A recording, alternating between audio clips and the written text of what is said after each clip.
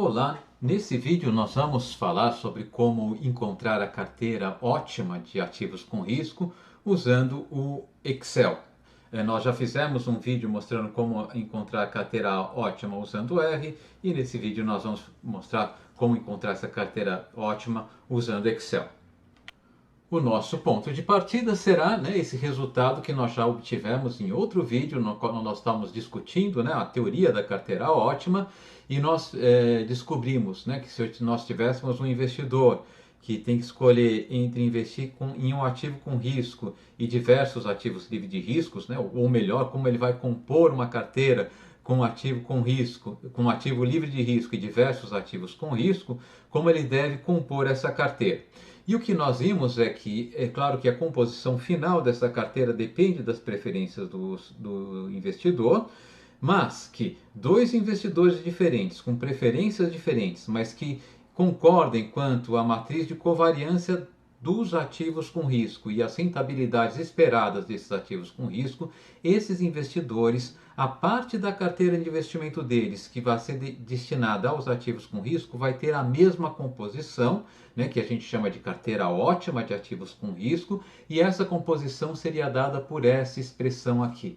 Nessa expressão aqui, essa letra Y é a matriz de covariância, tá? A letra R barra em negrito é o vetor de rentabilidades esperadas dos ativos e o RF é a rentabilidade do ativo livre de risco. Esse termo entre parênteses é um vetor das diferenças entre as rentabilidades esperadas de cada ativo e e a rentabilidade do ativo livre de risco, ou que a gente pode chamar o vetor de rentabilidades esperadas em excesso sobre a rentabilidade do ativo livre de risco de cada ativo, e esse termo aqui, o que está pré-multiplicando esse termo entre parênteses, é a nossa matriz de covariância. Esse numerador aqui vai ser um vetor, e esse denominador aqui é esse vetor aqui multiplicado por um vetor linha transposto, o que significa que esse denominador aqui é a somatória dos termos nesse vetor aqui em cima. Tá? Então nós vamos usar essa fórmula aqui, tá? O inverso da matriz de covariância multiplicado pelo vetor das diferenças das rentabilidades de cada ativo menos a rentabilidade do ativo livre de risco, dividido pela somatória desse vetor que a gente colocou no numerador. Tá? Esse aqui vão ser os pesos, da nossa carteira ótima. Então nós vamos usar um exemplo com o qual a gente já trabalhou no Excel usando essa expressão. Pois bem, e no exemplo que a gente já havia trabalhado, nós consideramos um caso em que há três ativos com risco, um ativo A, um ativo B e um ativo C. Tá? O ativo A com uma rentabilidade de aproximadamente 4,3%, o ativo B uma rentabilidade de 0,15%, o ativo C com a rentabilidade de 2,85% e essa matriz de covariância que caracterizaria o nosso problema. Nós já fizemos um exercício com esses dados para encontrar a carteira de variância mínima. A carteira de variância mínima condicionada a uma meta de rentabilidade, a gente fez com uma meta de 9%, mas poderia ser qualquer outra. E além disso, nós já usamos também esses dados para obter diversos pontos sobre a fronteira de variância mínima. Nós fizemos através de duas contas que estão mostradas aqui, e com isso nós construímos o gráfico da fronteira de variância mínima, que seria esse gráfico aqui. Tá? O que eu quero fazer agora, então, com vocês, como eu estava falando, deixei aqui embaixo, é achar a nossa carteira ótima, o peso de cada ativo nessa carteira ótima, encontrar a partir dessa conjunção de peso, rentabilidade esperada, variância, desvio padrão, índice de Sharpe, e depois construir a nossa fronteira eficiente nesse mesmo gráfico. Tá? Eu vou aproveitar o mesmo gráfico. E a primeira coisa que eu vou fazer é pegar uma célula aqui para conter a rentabilidade do nosso ativo livre de risco. Vamos supor que seja 1%, então eu marquei 1% nessa célula e vou chamar essa célula aqui de RF. Então vou lá na caixa de nomes, digito RF, dou Enter, tá? Simplesmente para poder me referir a ela com facilidade. E aqui nessas três células que eu selecionei agora, eu vou calcular o nosso vetor de pesos, os pesos da nossa carteira ótima. Tá? Então lembre que os pesos da nossa carteira ótima, o que eram? Eles eram era uma fração, né? No numerador a gente vai ter um vetor, no denominador a gente vai ter a soma dos componentes desse vetor, né? Qual que é o vetor que tem no nosso numerador, né? É o produto, então eu vou usar a função matriz multi, né? De multiplicação matricial, tá? Do inverso, matriz inverso, da nossa matriz de covariância, que a gente havia dado o nome, né? No nosso intervalo que contém a matriz de covariância de Markov, né? Isso daqui, eu vou multiplicar esse inverso aqui pelo vetor da diferença entre as rentabilidades esperadas, era um vetor f, era um intervalo de células f, do qual eu vou descontar o RF, que é a rentabilidade do ativo livre de risco. Tá? Então, quando eu calculo isso aqui, eu acharia, né, a nosso vetor de pesos, mas ele não estaria somando 1. Né? Eu quero que ele some 1 para ficar consistente. Então, eu vou dividir isso tudo aqui pela somatória desse vetor que eu encontraria se eu só fizesse essa fórmula. Então, vou dividir por soma,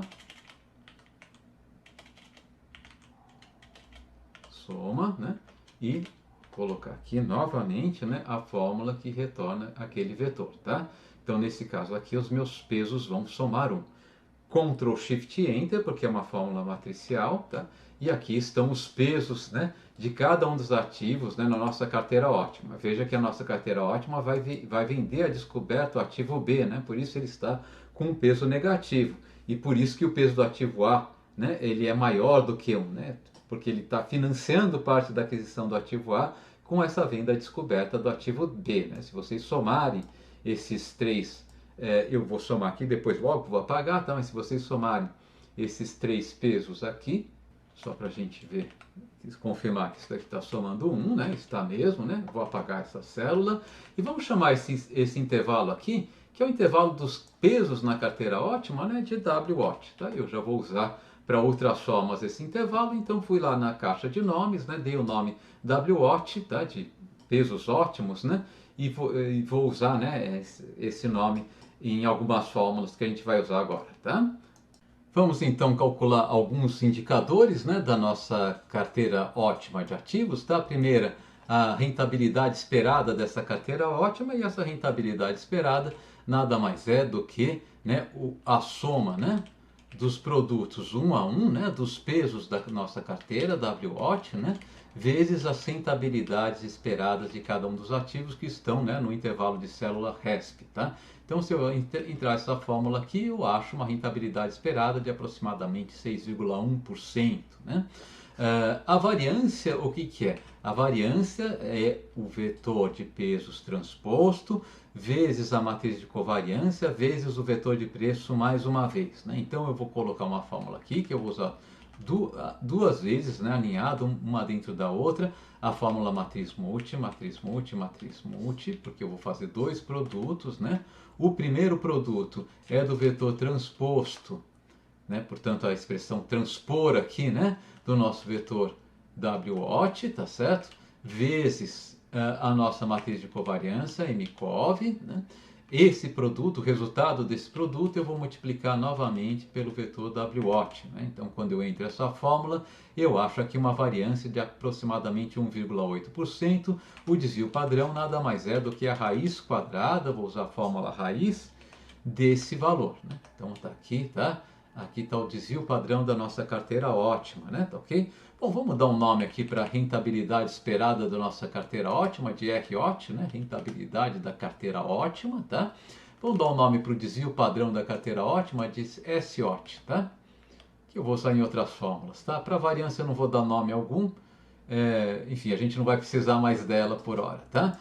O índice de Sharpe, o que é? O índice de Sharpe é a diferença entre a rentabilidade da nossa carteira ótima, a rentabilidade esperada da nossa carteira ótima, que a gente chamou de ROF, menos a rentabilidade do ativo livre de risco, que era RF, dividido pelo desvio padrão da nossa carteira ótima, né? O desvio padrão da nossa carteira ótima era SOT. Pronto, né? Tá aqui o nosso índice de Sharpe, aproximadamente 38%. Bom, a gente já fez quase tudo que queria fazer, né? O que falta agora é fazer a representação gráfica da nossa fronteira eficiente. Então eu quero marcar nesse gráfico aqui, né, uma linha reta que começa, né, no ponto que representa a rentabilidade e o padrão do nosso ativo com risco, ela tangencia a nossa fronteira de variância mínima na nossa carteira eficiente e ela prossegue, né, indefinidamente, tá? Então eu vou escolher 2 pontos sobre essa linha reta. Voltando à nossa apresentação, né, eu poderia escolher 2 pontos quaisquer sobre essa linha reta, mas um ponto que é natural é escolher o ponto correspondente ao ativo livre de risco.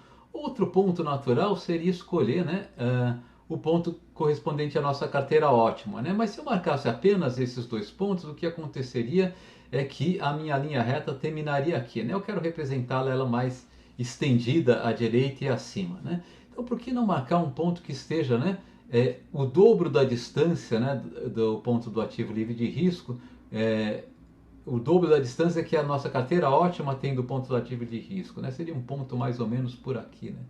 Quer dizer, se essa linha reta continuasse para cima, né, e ela continua de fato, né, eu teria um ponto mais ou menos por aqui, digamos, né? Bom, onde que está esse ponto aqui, né? Se eu desenhei o dobro da distância mesmo, possivelmente eu errei porque fiz tudo à mão livre, né? E isso que eu estou fazendo à mão livre aqui deveria ser uma linha vertical, tá? Então imagine que isso aqui seja uma linha vertical, né? Qual que seria o desvio padrão, né, correspondente a esse ponto? Bom, se eu dobrei a distância aqui, né, notem, né, que esse triângulo, né, ele é proporcional a esse triângulo aqui, né? E portanto, né, se essa hipotenusa é o dobro dessa hipotenusa menor, esse cateto é o dobro desse cateto menor, que é sigma m, então aqui eu vou ter 2 sigma m, né? E esse outro cateto aqui, a distância, né, entre esses 2 pontos vai ser o dobro da distância entre os 2 pontos aqui, né? Essa distância aqui é Rm menos Rf, e portanto essa distância aqui vai ser igual a 2 vezes Rm menos Rf, e portanto esse ponto aqui é esse cateto mais Rf, né? Então vai ser Rf mais 2 vezes Rm menos Rf.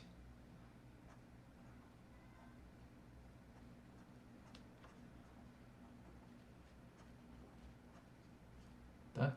Então vamos colocar esse ponto, daí eu vou pedir para o Excel fazer um gráfico, né, de uma linha reta que passa por esse ponto aqui, né? Ele vai desenhar exatamente a nossa fronteira eficiente, tá? Então vamos voltar lá para o Excel e voltar para a nossa planilha com os dados, né? Então aqui eu vou fazer uma tabelinha, tá? A primeira linha vai corresponder ao desvio padrão e rentabilidade esperada do nosso ativo livre de risco, o desvio padrão é 0, a rentabilidade esperada é o nosso valor RF, né? E o segundo eu vou colocar aqui 2 vezes o desvio padrão da nossa carteira ótima, SOT, tá? E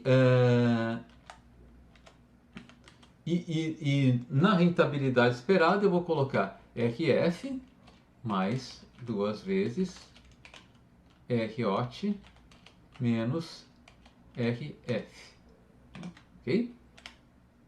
Pronto, né? E eu vou pedir para então o Excel acrescentar esse gráfico aqui, tá? Essa linha reta que vai ser a nossa fronteira ótima. Então vamos fazer isso. Eu venho aqui no nosso gráfico, tá? Deixa eu voltar aqui a mostrar. Não, nem preciso. Eu clico com o botão direito sobre o gráfico, escolho selecionar dados, tá? Em selecionar dados, aqui à esquerda, eu vou pedir para ele adicionar uma série de dados, tá? Então eu vou adicionar uma série de dados, tá? Eu não vou botar um nome para a série. Bom, eu posso até dar um nome, né? Mas o nosso gráfico está sem legenda, né? A gente pode chamar de fronteira eficiente. Então, os valores de x nessa série aqui, né? São os valores dos nossos desvios padrões. Então, aqui, né? E os valores de y são os valores das nossas rentabilidades. Estão aqui, né? Então acrescentei essa série, tá? E ele marcou lá, né, a nossa fronteira eficiente, tá? Então nós conseguimos, né, desenhar no Excel também, né, assim como fizemos no R, tá? No Excel nós conseguimos calcular, né, a nossa carteira ótima, tá? Notem que se vocês compararem os resultados que a gente obteve com o Excel com os resultados que a gente obteve com R, eles não são exatamente iguais, né? Por que acontece isso? Porque na hora de inverter matriz, os dois usam um algoritmo numérico, eles vão inverter aproximadamente a matriz, tá? E o algoritmo ele não é o mesmo, então eles chegam a valores um pouquinho diferentes no cálculo final. Mas é uma diferença que está aí na ordem do centésimo de percentual, né? Então uma diferença relativamente pequena. É, no R, né, nós conseguimos, tá? Nós perdemos mais tempo e foi relativamente fácil fazer um pouquinho mais de detalhe nesse gráfico, né? Marcar aqui o ponto de carteira da carteira ótima, né? Escrever uma legenda carteira ótima e marcar aqui uma nuvem, né? De carteiras possíveis, né? Mas basicamente a gente obteve o mesmo resultado, né? E é claro que se o nosso problema fosse escolher, né, um nível ótimo de investimento, nos dois casos, né, a gente chegaria a esse resultado. Ó, eu tenho que vender não importa quanto eu vá investir nos ativos com risco, né, eu vou vender a descoberto, tá? 0,55% do valor investido eu vou vender a descoberto o ativo B para comprar 122, né, por cento do ativo A e 33% no ativo C, né? Então teria a composição aqui da minha parcela da carteira com ativo com risco, né, que seria a resolução de um problema relevante para o nosso investidor. Bom, gente, então é isso, né? Eu concluo com isso, né? Esse vídeo sobre encontrar a carteira ótima, né, e a fronteira eficiente usando Excel, tá? E, uh, e, e encerro então, né, essa rodada, né, de discussão sobre carteira eficiente e fronteira eficiente, tá? Então, até a próxima, obrigado pela atenção.